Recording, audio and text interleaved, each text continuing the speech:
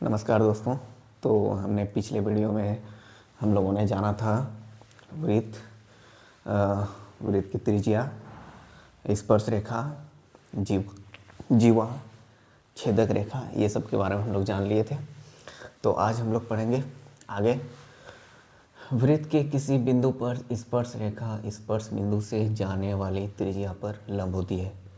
मतलब जैसे यहाँ पे हम लोग ड्रॉ कर रहे हैं इस जगह, जैसे ये एक वृत्त बना लिए, इस वृत्त का ये होता है केंद्र। अब कह रहा है इस केंद्र को मान लेते हैं O है। अब है बोल रहा है कि वृत्त के किसी बिंदु पर स्पर्श रेखा स्पर्श बिंदु से जाने वाली त्रिज्या पर लंब होती है। तो जैसे हम यहाँ पर एक स्पर्श रेखा खींच लेते हैं, इस बिंदु पर स्पर्श रेखा ये खींच लिए, ये स्पर्श रेखा है और ये वृत्त है। तो इस बिंदु को हम लोग कहते हैं स्पर्श बिंदु,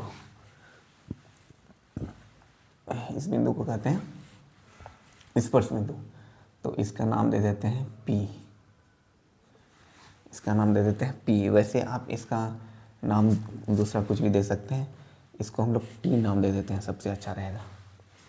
इसको मिटा देते हैं, इसका नाम T रख देते हैं। T मतलब होता है टेंशन, नहीं होता है, लेकिन इसको T नाम दे दिए। तो अब कह रहा है कि ये त्रिज्या है, ये जो है वृत्त का केंद्र है। अब यहाँ से हम लोग जो यहाँ से ये त्रिज्या खींचेंगे, ये हो गया त्रिज्या और ये हो गया स्पर्श रेखा, ये स्पर्श रेखा और ये त्रिज्या। तो यही कह रहा है कि किसी बिंदु पर स्पर्श रेखा स्पर्श बिंदु से जाने वाली त्रिज्या पर लंब होती है। मतलब ये स्पर्श रेखा और ये त्रिज्या, तो इस बिंदु स्पर्श बिंदु पर त्रिज्या स्पर्श रेखा पर लंब होगा, मतलब ये वाला होगा 90 डिग्री। तो यही ये कह रहा है,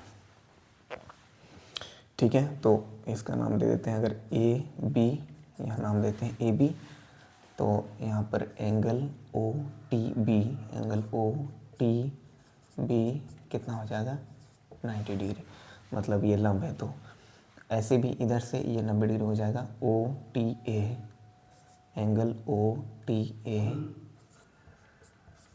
बराबर हो जाएगा 90 डिग्री। तो यही ये इसमें कह रहा है। तो ये वाला बात समझ में आ गया। अब जैसे इसको फिर से एक बार देखते हैं। ये जैसे वृत्त खींच लिए, वृत्त बना लिया, वृत्त का ये रहा केंद्र, केंद्र को O से सूचित करते हैं। फिर ये रहा वृत्त की स्पर्श रेखा, इसको नाम देते हैं ए बी, और ये स्पर्श बिंदु है, इसको मान लेते हैं T है। अब ये त्रिज्या होगा, यहाँ से यहाँ तक तो त्रिज्या होता है, तो ये वाला हो गया लंब हो गया 90 डिग्री। अब यहाँ पे मान लेते हैं ये कोई भी बिंदु मान लेते हैं, ये C है, मान लेते हैं ये बिंदु C है, और इसको यहाँ से मिला देते हैं। ये स्पर्श रेखा पर कोई बिंदु C है, स्पर्श रेखा पर कोई बिंदु C है, तो यहाँ से हम मिला देते हैं ये।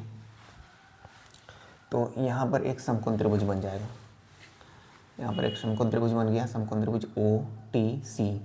ये क्या बन गया, समकोण त्रिभुज बन गया O T C, O T C, ये एक समकोण त्रिभुज बन गया। इसमें से ओ टी सी या ओ टी बी ये 90 डिग्री होगा, ठीक है। तो ये हो गया 90 डिग्री, तो ये 90 डिग्री हो गया। तो ये इसको हम लोग कह सकते हैं आधार, इसको क्या कह सकते हैं आधार। ये वाला इसको कह सकते हैं लंब, और इसको कह सकते हैं कर्ण। तो इसमें पाइथागोरस प्रमेय लग जाएगा। तो पाइथागोरस प्रमेय क्या होता है, पाइथागोरस प्रमेय से पता है कर्ण स्क्वायर बराबर लंब स्क्वायर और जोड़ आधार का स्क्वायर। तो ये हो गया, इससे हम लोग सीख लिए।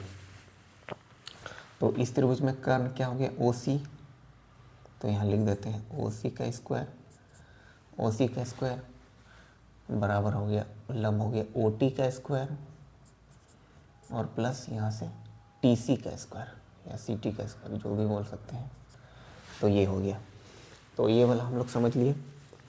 अब आगे है वृत्त के किसी बाहरी बिंदु से स्पर्श रेखा। मतलब जैसे ये एक वृत्त बनाते हैं, ये वृत्त का केंद्र O हो गया। अब कहता है वृत्त के किसी बाहरी बिंदु, ये तो वृत्त हो गया, वृत्त के अंदर भी कोई बिंदु से नहीं, इसको अंदर से नहीं लेना, इसको बाहर से लेते हैं। मान लेते हैं ये कोई बिंदु है बाहर से, ठीक है। अब यहाँ से हम लोग स्पर्श रेखा खींचेंगे, ये बिंदु को मान लेते हैं बाहरी बिंदु P है, ये बाहरी बिंदु क्या है, P है। तो यहाँ से स्पर्श रेखा ऐसे खींचा जाएगा, तो ये हम लोग खींच लेते हैं स्पर्श रेखा,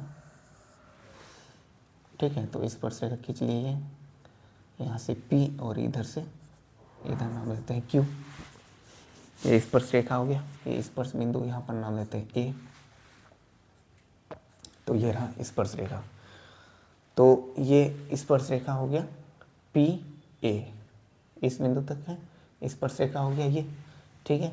अब यहाँ से हम लोग यहाँ से भी खींच सकते हैं, इधर से भी हम लोग खींच सकते हैं ये स्पर्श रेखा। इसका नाम दिए PA, यहाँ पे नाम देते हैं PB, ठीक है। यहाँ पे नाम देते हैं PB, यहाँ पे Q है तो इसको R नाम दे देते हैं। तो ये किसी बाहरी बिंदु से ये है हम लोग स्पर्श रेखा खींच लिए। तो ये बाहरी बिंदु से ये दो स्पर्श रेखा दिख रहा है, PB और PA, ये दो स्पर्श रेखा दिख रहा है, PB दिख रहा है और PA दिख रहा है। तो हम लोग आगे पढ़ेंगे इसको, किसी बाहरी बिंदु से स्पर्श रेखा की लंबाई बराबर होती है। ये बाहरी बिंदु है, इससे जो है बाहरी बिंदु से इस वृत्त पर जो खींचेंगे ये जो स्पर्श रेखा होगा वो दोनों समान होगा, मतलब PA बराबर PB होगा। इसको हम लोग आगे प्रूव भी कर सकते हैं। कैसे प्रूव करेंगे, तो ये बिंदु है, ये वृत्त का केंद्र है, यहाँ से त्रिज्या से लंब डालना होता है ऐसे, और फिर हम लोग इसको सवांग समता का यूज करते हुए इसको हम लोग प्रूव कर सकते हैं। तो ये रहा। अब आगे है उभयनिष्ठ स्पर्श रेखा। तो उभयनिष्ठ स्पर्श रेखा मतलब क्या हुआ कि एक वृत्त का तो स्पर्श रेखा ये हुआ, एक वृत्त का स्पर्श रेखा ये हुआ। तो कह रहा है कि उभयनिष्ठ स्पर्श रेखा कैसे हुआ, तो मान लेते हैं ये दो वृत्त है, एक वृत्त ये रहा और दूसरा वृत्त ये रहा, ये रहा। अब इसी बिंदु पर हम लोग स्पर्श रेखा खींचेंगे, तो ये दोनों वृत्त का स्पर्श रेखा हुआ, ये छोटा वृत्त का भी हुआ और बड़ा वृत्त का भी हुआ। तो ये वाला जो स्पर्श रेखा है इसी को हम लोग उभयनिष्ठ स्पर्श रेखा कहते हैं। तो इसका अलग अलग हो जाएगा केंद्र, इसका मान लेते हैं ये C1 है, इसका केंद्र हो जाएगा C2, ठीक है। और ये हो गया स्पर्श रेखा हो गया दोनों वृत्त का, जो दोनों वृत्तों को टच करता है, वैसी रेखा जो दोनों वृत्तों को टच करता है उसको उभयनिष्ठ स्पर्श रेखा कहते हैं। तो दोस्तों आज इतना ही रखते हैं, फिर कल अगले टॉपिक हम लोग करेंगे। तो नमस्कार।